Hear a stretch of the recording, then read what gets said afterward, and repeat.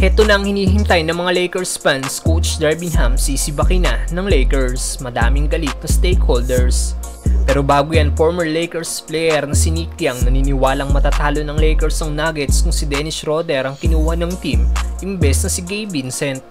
Isa sa solid role player na meron ng Lakers last season ay yung point guard si Dennis Schroeder.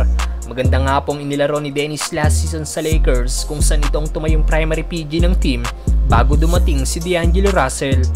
Nag-average si Schroeder sa Lakers ng 12.6 points, 2.5 rebounds at 4.5 assists.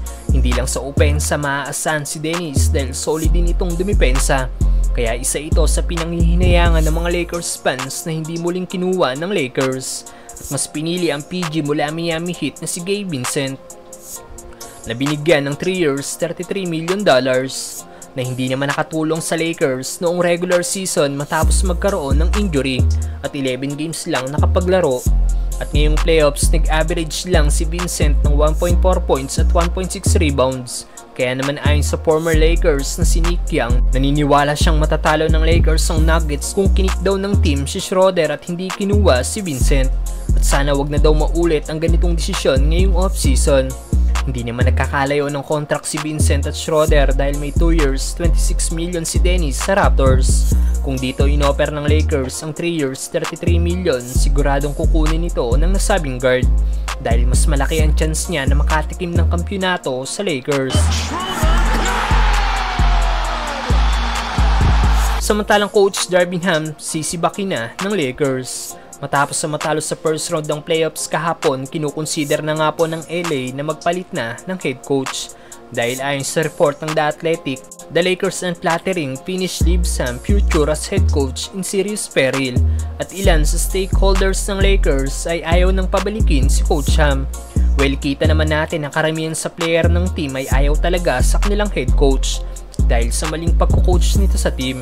Una na dyan si Lebron, nakitang winokoutan si Coach Ham habang gumagawa pa ito ng play.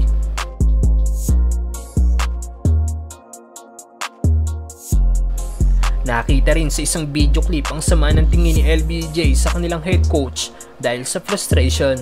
Frustrated din si Davis kay Coach Ham matapos mahabol ng Denver ang kanilang 20-point lead noong Game 2. Given pa na matagal nang sinasabi ni Davis na rebounding talaga ang isa sa problema ng Lakers, na patama kay Coach Darvin Ham pero patuloy pa rin ito sa small ball lineup.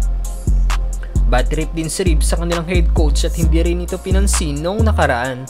At isa sa may malaking beef sa Lakers ay si D'Lo at ang kanilang head coach. Matapos manalo noong Game 4, pinuri nga po ni Coach Ham si Russell kung saan sinabi nito na naniniwala pa rin siya sa kakayahan ni D'Lo. Sinagot ito ng Lakers guard at sinabing naniniwala siya sa sarili niya higit kanino man at hindi niya daw kailangan ng sinabi ni Coach Ham pero na-appreciate niya daw ito. At matapos malaglag ng Lakers, pasimple nga pong tinira ni Coach Ham si D'Lo at sinabing ano daw gagawin mo kung may player ka sa team na isang starter na 10 games in a row nang nag-iipon. Dapat na nga bang sibaki ng Lakers si Coach Ham, mga brother?